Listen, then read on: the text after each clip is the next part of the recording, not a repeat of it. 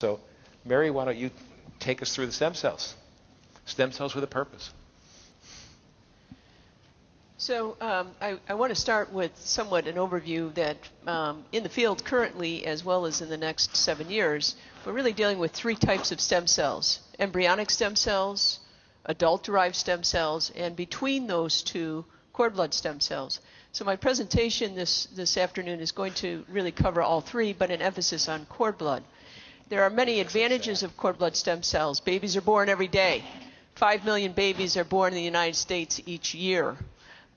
Baby is born, clamp, cut, baby goes to mom and dad, and then in the placenta, for reasons that we're just beginning to understand, the peripheral blood, the cord blood, it has a very high titer of high proliferative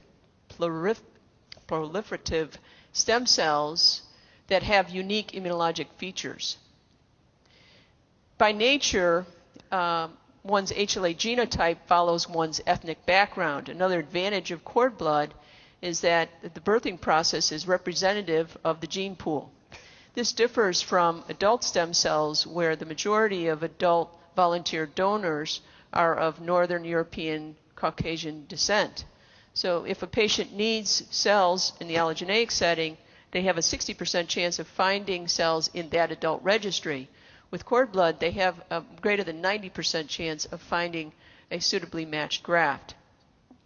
These cells are easily transported, frozen, and cord blood has become an international trade, and I'm going to talk a little bit about that. This avoids the cumbersomeness of shipping fresh stem cells from adult donors. This is a non-controversial source of stem cells, both from an ethical standpoint and somewhat from a regulatory standpoint. And although the literature and the press focuses on ethics, the regulatory environment is very concerned about embryonic stem cells with respect to their malignant potential. And this also applies to induced pluripotent stem cells. 24,000 humans have now been transplanted with cord blood. These patients are followed very carefully by oncologists.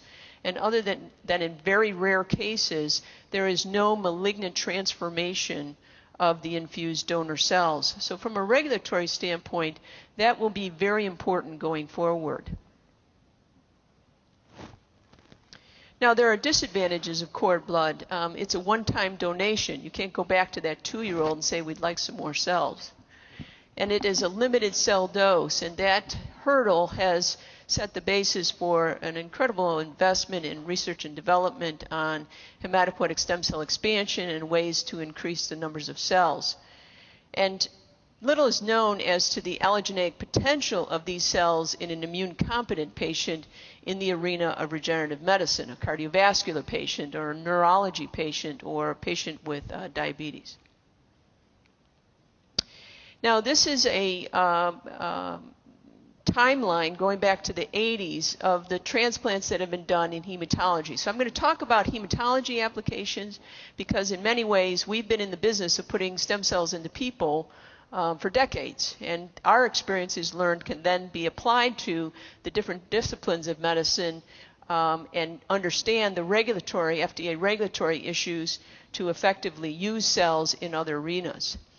And in blue along the timeline is bone marrow. Bone marrow was the first that we used, and that has remained stable. In the orange is mobilized peripheral blood stem cells. That gained quite a bit of popularity, as much because of time and effort to go to the operating room and collect bone marrow. What I want to draw your attention to is the light green, which is cord blood. In 2001, cord blood comprised less than 1% of the transplants done in North America. That number is now 26%, which is reflective of all the advantages that I delineated previously. So where are these cells housed?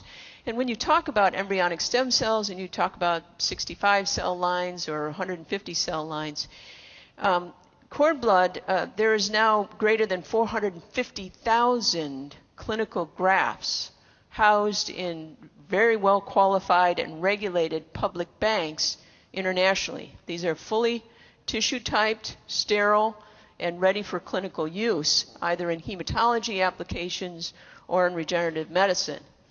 Many of these banks that house these cells are located in Europe, 52 banks. There's 26 in North America, less in less developed countries, although they're quickly catching up. 42 banks in the Far East and 3 in Australia. As I mentioned, this is a fast-growing field. Just the market value in acute myeloid leukemia, one of the hematology applications, is 1.2 billion cells, about $1.2 billion annually market. So the hematology market is a very large market. And cord blood has allowed many patients to go to transplant who otherwise could not. Now, I was charged to be visionary with you in this 15 minutes and the potential use of these stem cells, not only for what we currently use them for in hematology applications, but also their use in and potential use in regenerative medicine. When you search on clinicaltrials.gov and punch in cord blood stem cells, you will find current clinical trials, 346 clinical trials, in type 1 diabetes, in spinal cord injury, in sickle cell disease, particularly in acute cerebral injury, including adults with stroke, as well as neonatal ischemic brain injury. There are also many trials ongoing in peripheral vascular disease using this allogeneic source of cells, and I want to touch on the newer trials in using genetically modified cord blood stem cells for treatment of HIV. Cord blood contains multipotential stem cells. I'm going to talk about this. These are termed very small embryonic-like stem cells. These have been very well characterized. They are notably similar to embryonic stem cells in their expression of particular transcription factors, including NANOG. However, their methylation status is that renders them not forming a teratoma in a study animal or malignant cells in a patient. I want to talk a little bit about type 1 diabetes, and certainly the complexity of using stem cells in type 1 diabetes has been borne out and published in the New England Journal of Medicine, but it is very complex. And when we intervene with cellular therapies, it's not clear whether we are regenerating stem cells, are we impacting the T cell repertoire that lays the basis for attacking the islet cells, or are we inducing differentiation of cells to augment the injury to the islet cells. And this goes into greater detail. Certainly we are getting a greater understanding of these autoreactive T cells and the ability to use T regulatory cells. So within the aspect of using cellular therapeutics in type 1 diabetes, I think that the future is to either take the patient's T cells and manipulate them to no longer be autoreactive, and or to generate T regulatory cells to halt the continued destruction of the islet cells. Alternatively, use of either autologous or allogeneic stem cells can be utilized in patients with advanced disease. Further background in type 1 diabetes, Dr. Shapiro very early on identified cell-based therapy with islet transplantation, and this has now set the basis for a vast number of patients treated. In this 3 decades, we have witnessed substantial progress in use of islet cell infusions, and this was based on the initial study of a small number, proof of principle 7 patients. This is termed the Edmonton Protocol, which you may be familiar with. I'm not sure if it has to do with Canada. But certainly islet cell transplantation, which was initiated in 1990 and was noted to not be effective with only 8% of the 267 transplants reported in 2000 and grafting long term.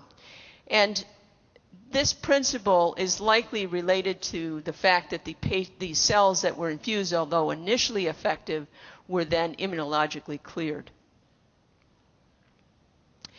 We've learned quite a bit about use of steroid-free immunosuppressive regimens, so I think another potential development and market will be on immunosuppression. Not necessarily the cells themselves, but how to improve the viability of the cells after infusion. And the recent update clinical results in now 36 patients infused with islets from pancreases of deceased donors within 2-hour purification without culture revealed restoration of insulin production in the majority of patients. So in this, what is a relatively short time period, there's been significant improvement in use of islet cell transplantation. The Edmonton trial also, I think, is succeeded in standardizing cell processing in this patient population, and now approximately 550 islet transplants have been performed at 40 institutions, so the ability to do multi-institutional studies.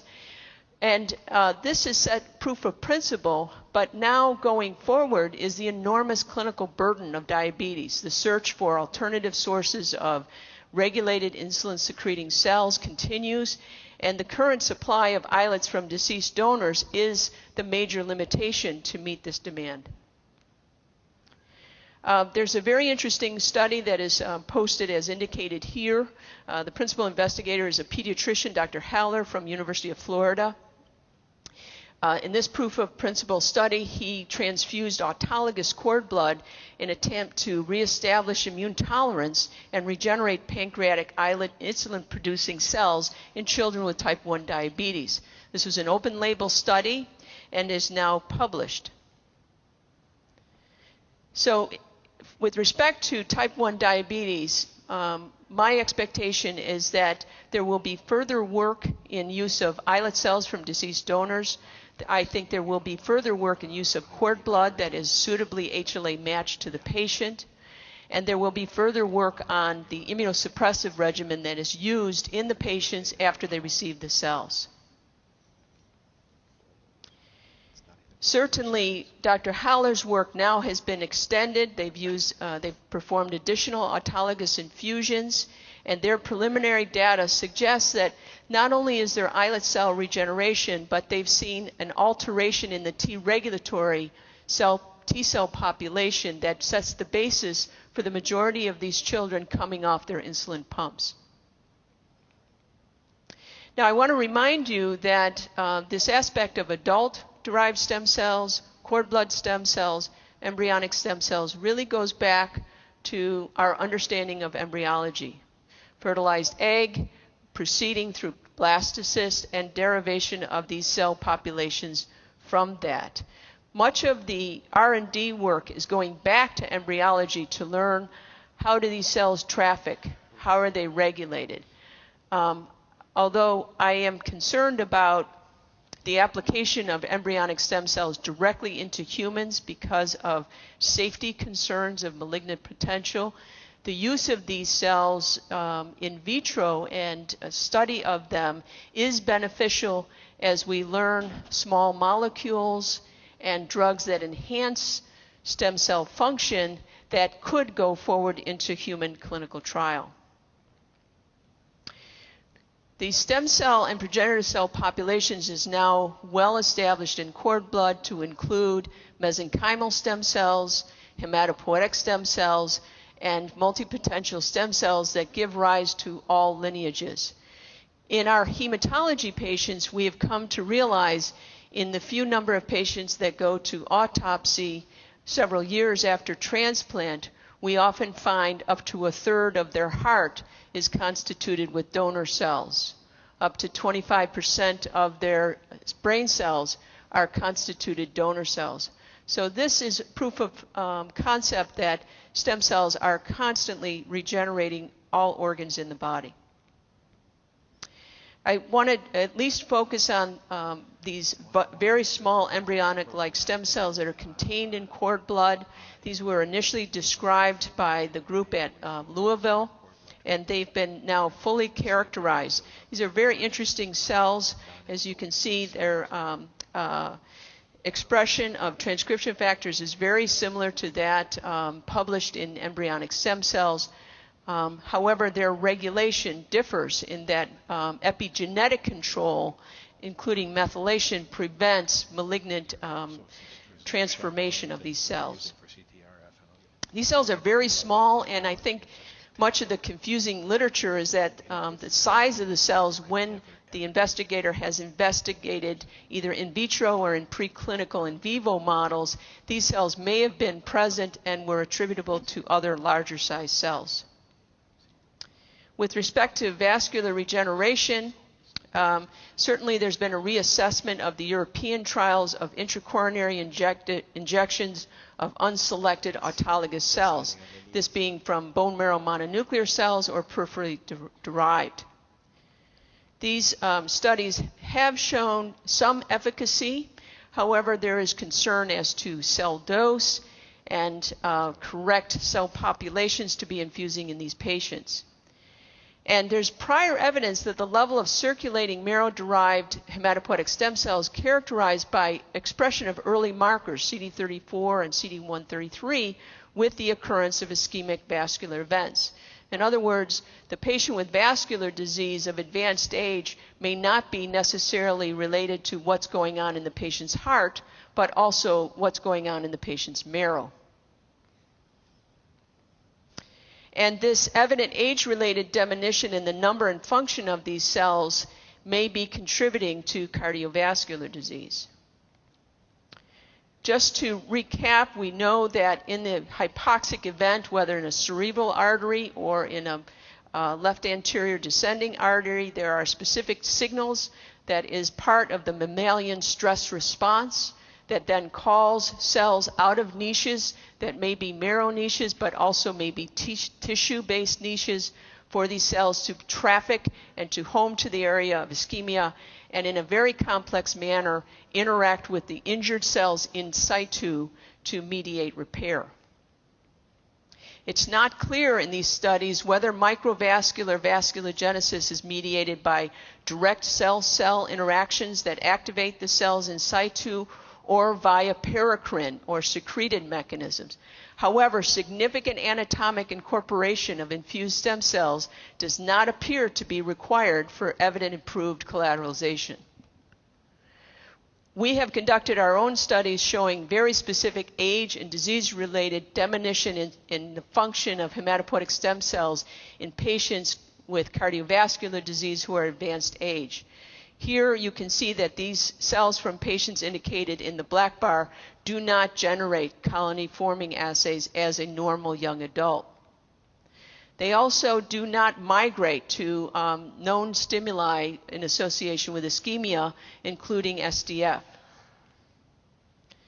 So this data, as well as pragmatic issues related to autologous cell collection, supports the concept of further study of allogeneic stem cell sources. The field thus far has focused on allogeneic mesenchymal stem cells, but there's strong rationale to consider allogeneic hematopoietic stem cells also in this application. This is further data that shows that a specific factor, IL-8, which is associated with immune response in vascular injury, is also diminished in these patients. A second factor, also with the innate immune system, RANTase, is significantly decreased in patients with advanced age and cardiovascular disease. We have done studies to now directly compare cord blood to adult marrow in its ability preclinically to mediate vasculogenesis in response to injury. This includes Matrigel assays and femoral ligation in the non-skid model. We have identified in our studies, including Affymetrix analysis, that IL-6, IL-8, as well as eNOS all appear to be critical factors in the aspect of effective vasculogenesis in response to ischemia. We have also analyzed the ability of these hematopoietic stem cells from cord blood to elicit an immune response, and they are very poor antigen-presenting cells, and therefore in a patient with an intact immune system would not be expected to elicit an adverse immunologic response. This is evidenced in mixed lymphocyte culture where we see a predilection for T2 response rather than Th1 response. And in femoral ligation analysis, we see that here on the left, cord blood hematopoietic stem cells are most efficacious in restoring blood flow in the injured limb. So future directions would be to determine all about what is the right cell and what is the right cell dose. It's very much like drug delivery. There's no applications in drug delivery where you would give one dose. So aspects of multi-dosing is also an area that has really not been studied well. And to delineate how much of the positive effect is peregrine versus direct cell mediated. Finally, and very intriguing, there's currently one human worldwide who's cured of HIV. And that one human received an allogeneic stem cell transplant. This is a patient who was diagnosed with acute leukemia after HIV infection and was transplanted with cells from a donor that lacked the docking protein for the virus. That patient is now 4 years out from transplant, not on heart, and has no evidence of recurrence of his viral infection. These observations have now set the basis for genetically modifying cord blood using multiple blocks for the virus via lentiviral transduction and transplanting patients with heart-resistant disease. This is a full description of this patient. He's termed now the Berlin patient and is first in human, and I think this is a direction for the ability to eliminate the HIV reservoir, which we have not been able to attain with drug therapy. And the thought process is to think about HIV as a hematologic disorder rather than an infectious disease disorder. We know that we cure hematologic disorders routinely with allogeneic transplant. And this is a schema that just shows that similar to drug development, these lentiviral backbones can be engineered to provide multiple blocks for the virus. So if the virus in a temp morphs itself to avoid and develop resistance, that can be minimized. And the concept is a very simple one: to identify HLA-matched cord blood, to ex vivo lentiviral transduce these cells, and perform the transplant using reduced intensity conditioning. So that is my summary of stem cell vision, and I hope it's helpful.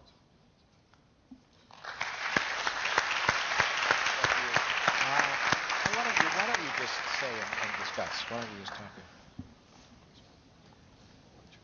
So, okay, now we're going to move to Stephen, and I think he's going to give just a brief synopsis, and he's not going to use any slides, so we can turn the lights up and just really talk about research in both directly in Alzheimer's and then the early diagnosis, so we can actually make a meaningful impact. Thanks, Bob. I think for the sake of time, I'd rather give you a couple of conceptual pieces that I hope will give you an interest in why neurodegenerative diseases in general, but Alzheimer's disease in particular, is a place to go. It doesn't have to be all about big bets. There are also a lot of small bets to be made in this disorder in a couple of areas that you wouldn't automatically have thought about.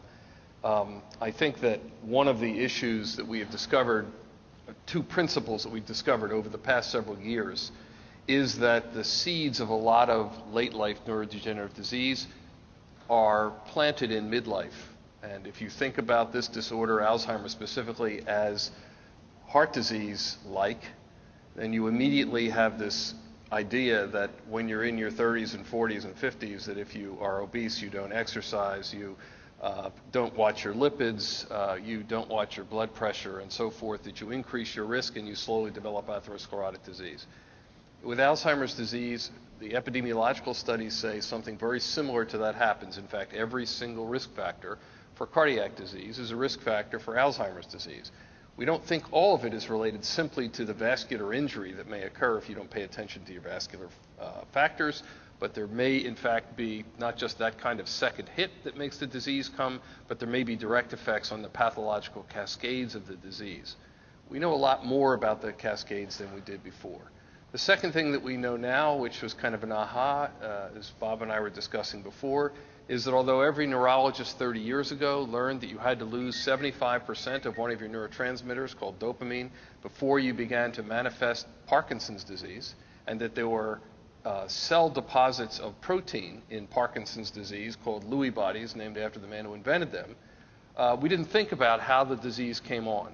And now we know that the pathological disorders of most of the late-life neurodegenerative diseases all involve a footprint of some different protein that has been mismetabolized and ends up being stuck into some cell process or some cell organelle that we identify under the microscope. For Alzheimer's disease, it's neurofibrillary tangles inside the cells and amyloid plaques, as they're called, which are external to the cell. In both cases, they're the result of abnormally metabolized normal proteins in the cell.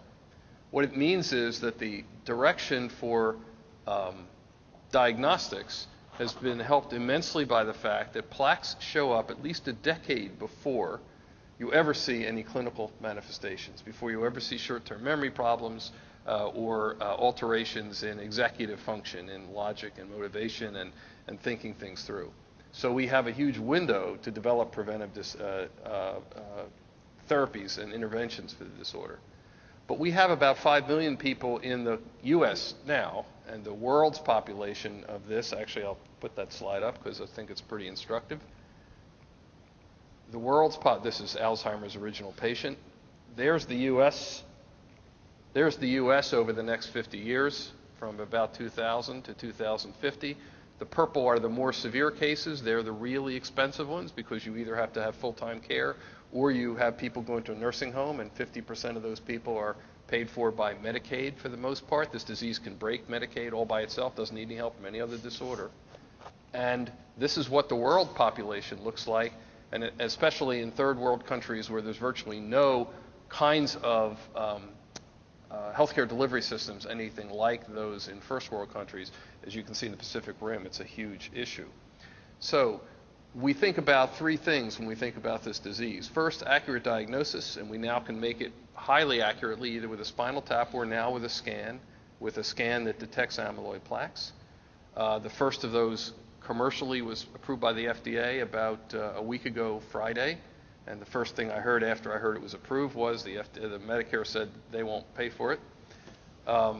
It'll be a while yet.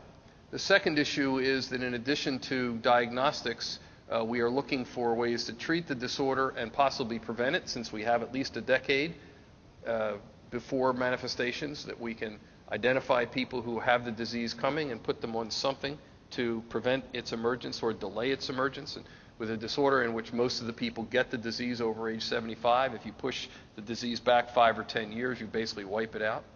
And the third thing that we don't think about a whole lot is the fact that we are going to have 5 to 10 million people who have this disease over the next 20 to 30 years. And there is going to be a huge market for devices, for things that keep helicopter parents in touch with their parents who live in another town while they're watching their children in college.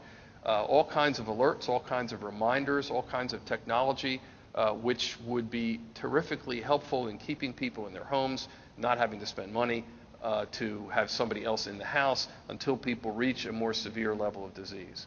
The other thing to keep in mind is that when, not if, we develop a disease-modifying drug that slows down the progression of the disorder, whether it's by attacking the pathology of the disease or whether it's by muscling up the synapses and the cell death that occurs and having them fight back against the disease, we probably will increase over the predicted number of people who get the disease, at least in the U.S. If you look at these are based on the expected population, the expected prevalence of the disorder in people of a certain age in the U.S. over the next 30 to 40 years.